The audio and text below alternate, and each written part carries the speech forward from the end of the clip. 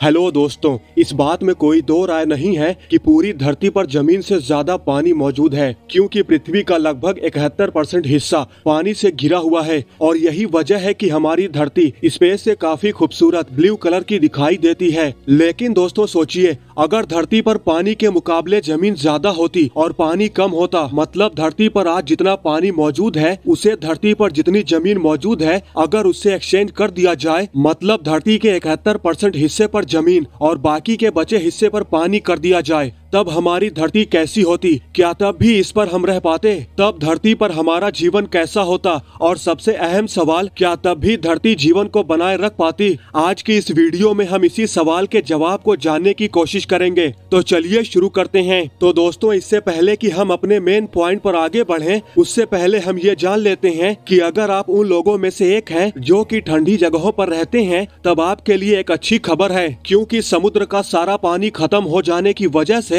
आपको और ज्यादा ठंड का सामना नहीं करना पड़ेगा, क्योंकि हमारी नई धरती पर पानी के कम होते ही धरती का टेम्परेचर पहले से ज्यादा हो जाएगा, जिससे जमे हुए इलाके की बर्फ पिघलने लगेगी और ऐसे जगहों पर भी लोग गर्मी को महसूस कर पाएंगे। अब आप सोच रहे होंगे कि आखिर ऐसा क्यों होगा? तो दोस्तों, ऐसा इसलिए होगा क्योंकि समुद्र, जो लगभग 360 मिलियन स्क्वायर किलोमीटर का एरिया कवर करता है, वो एटमॉस्फेयर की 90% हीट को एब्जॉर्ब कर लेता है, जो कि हमारे धरती पर क्लाइमेट चेंज का मेन रीजन होता है। लेकिन क्योंकि अब हमारी नई धरती पर पहले के मुकाबले सिर्फ आधे से भी कम मात्रा में पानी मौजूद है, इसलिए समुद्र की एटमॉस्फेयर से हीट एब्जॉर्ब करने की क्षमता भी कम हो जाएगी। काफी कम मतलब लगभग 2 गुना से भी ज्यादा कम हो जाएगी। और इसी वजह से सूरज अब हमारी धरती को बेरहमी से जलाएगा और धरती पर मौजूद सारी वेजिटेशन खत्म हो जाएगी और सारी हरी भरी जगह डिजर्ट में तब्दील हो जाएगी। अब आपके मन में ये सवाल जरूर आ रहा होगा कि क्या हमारी धरती पर क्लाइमेट चेंज होना पूरी तरह से बंद हो जाएगा?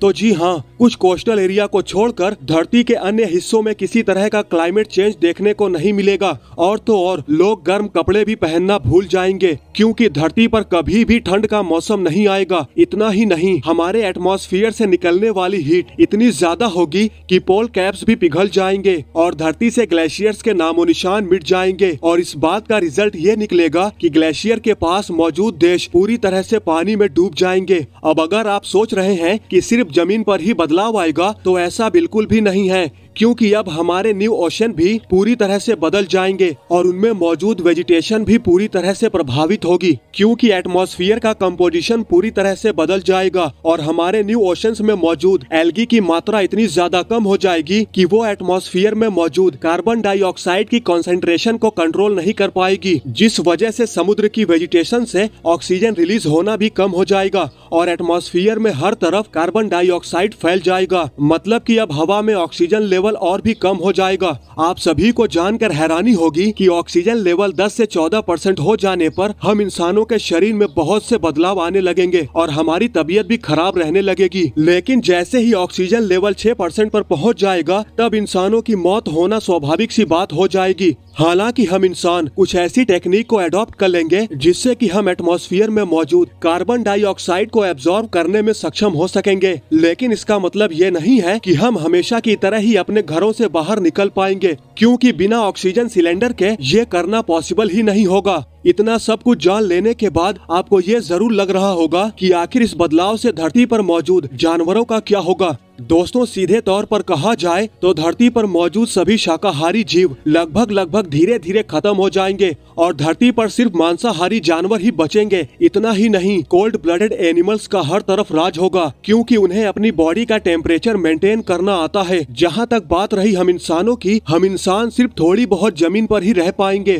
क्योंकि ज्यादातर जमीन डिजर्ट में तब्दील हो जाएगी और कुछ कोस्टल एरिया की जमीन के लिए हम इंसानों के बीच फाइट होने लगेगी, क्योंकि हर कोई रहने योग्य जमीन की तलाश में ही रहेगा। इतना सब हो जाने के बाद पानी हमारे लिए एक बहुत ही एक्सपेंसिव रिसोर्स बन जाएगा, क्योंकि एटमॉस्फेयर की हीट पड़ने से पीने योग्य पानी खत्म होने लगेगा और लोगों को हर साल भयंकर सूखे का सामना करना पड़ेगा। और अगला जो विश्व युद्ध होगा, यानी कि जो World War III होगा, वो शायद पीने के पानी के लिए ही होगा। पर अगर अब भी आपको ये लगता है है कि ये समस्या का सिलसिला यहीं पर खत्म हो जाएगा तो भूल जाइए आप, क्योंकि अब आप जिस समस्या के बारे में जानने वाले हैं उसके सामने तो ये समस्या कुछ भी नहीं है। दरअसल ज्वालामुखी भी उस समय एक नई समस्या बनकर बाहर आएगा, क्योंकि समुद्र के अंदर बहुत सारे एक्टिव वॉल्केनोज मौजूद हैं। अब तक इंसान समुद्र का सिर्फ थोड़ा सा ही हिस्सा एक्सप्लोर कर पाया है, यानी कि जान पाया है, और सिर्फ इतने से भाग में ही हमें करीब 1000 से ऊपर ज्वालामुखी मिल चुके हैं। यानी कि हमारे सामने उस वक्त एक ऐसी जमीन आ जाएगी जो कि कई सारे ज्वालामुखियों से भरी होगी और जिनमें लगातार लावा निकलता रहेगा। एक तरफ से लावा की गर्मी, दूसरी तरफ से एटमॉस्फेयर की गर्मी हम इंसानों को रेगिस्तान में चैन से नहीं रहने देगी। इसलिए हमें सरवाइव करने के लिए कोस्टल एरिया की तरफ रुख करना होगा।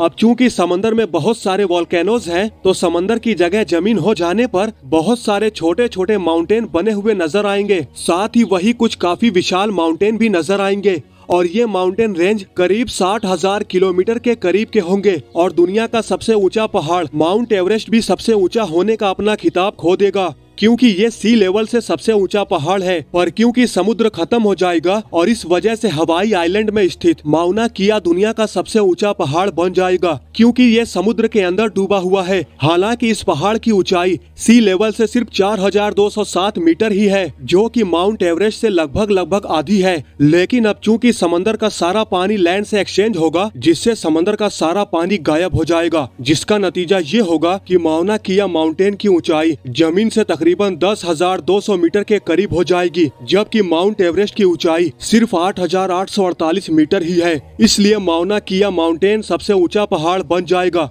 दोस्तों, सबसे ज्यादा हैरानी की बात तो ये होगी कि समंदर और जमीन के इस तरह से बदल जाने के बाद समंदर के अंदर छुपा हुआ हर एक राज दुनिया के सामने आ जाएगा। दुनिया की सबसे गहरी खाई से लेकर बरम्यूडा ट्रायंगल तक के राज खुल जाएंगे और समंदर की गहराइयों में सदियों पहले डूबे हुए सभी जहाज और प्राचीन शहर भी दुनिया के सामने आ जाएंगे और लॉस्ट सिटी एटलांटिस भी हमसे और भी ज्यादा देर तक छिप नहीं पाएगी। लेकिन दोस्तों, क्या आप सभी को ये पता है, इस घटना से पूरी दुनिया को बहुत ही ज्यादा नुकसान भी होगा, क्योंकि दुनिया में मौजूद सभी सुंदर सुंदर भव्य इमारतें, सभी अजूबे, वे सभी के सभी पानी के अंदर हमेशा के लिए डूब जाएंगे और हम इंसानों को इन्हें दोबारा बनाना पड़ेगा, जो कि ऐसे में आसान नहीं होगा। खास करके मिस्र के पिरामिड जैसे भव्य इमारत को बनवाने में। अब आप सोच रहे होंगे कि दुनिया में मौजूद हर चीज बदल जाएगी, तो क्या हम इंसान एक जैसे ही रहेंगे? तो दोस्तों नहीं, क्योंकि हमारे शरीर में 60% पानी होता है, पर उस समय पानी की इस मात्रा को मेंटेन करना हमारे लिए मुश्किल हो जाएगा और हम इंसान पूरी तरह से बदल जाएंगे।